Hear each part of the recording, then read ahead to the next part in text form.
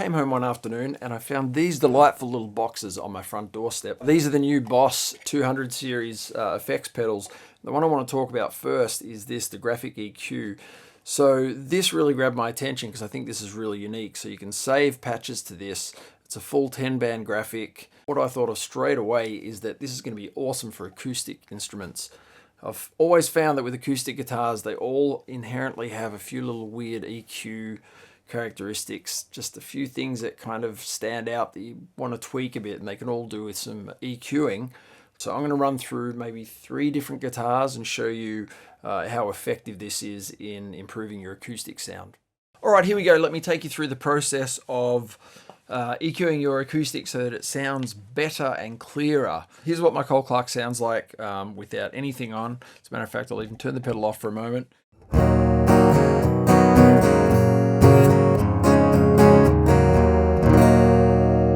Now, if I move these, you'll actually see on the screen, you get a visual representation of what you're doing as well. So at the moment, you can see it's absolutely flat. You're basically just going to listen for any kind of offensive and weird sounding frequencies, and you're going to pull those out. Unless you want to use your acoustic as a subwoofer, you definitely don't need 30. Just get it out of there.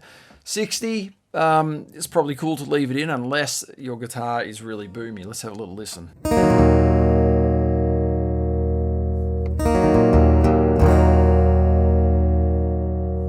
I wouldn't want to put any extra in, so we'll just leave that for the moment.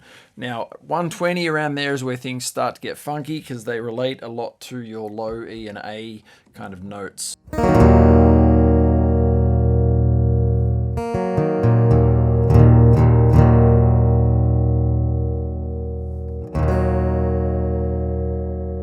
I'll just pull a little bit of that out for the moment.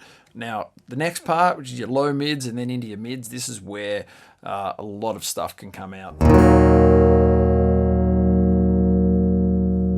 You hear that overtone, that resonant kind of a note. Now, you don't want that.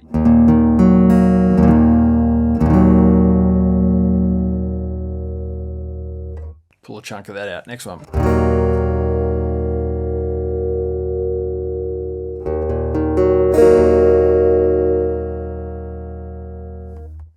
Now, if they're multiples, they're generally related. Well, they are related to the same frequencies. So chances are if 200 is a bit yuck, then 400 and 800, they're all going to want to come out of the mids.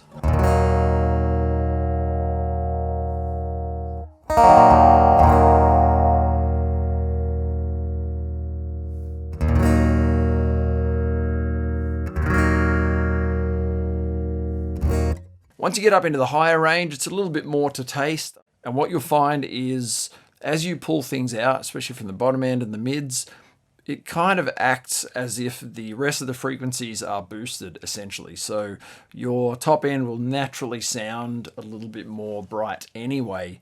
Let's just balance up the level. Now that we've pulled out some of those frequencies, the actual overall volume is going to be quieter.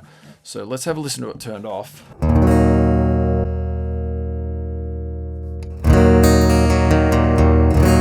It's pretty nice. So here's the AB.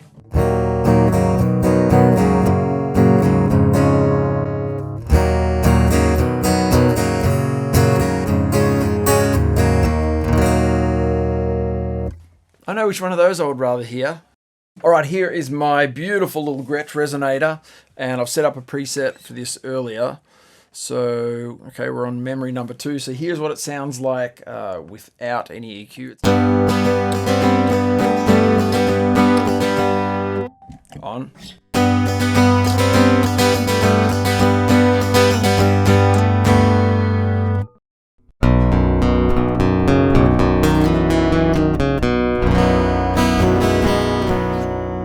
With it on.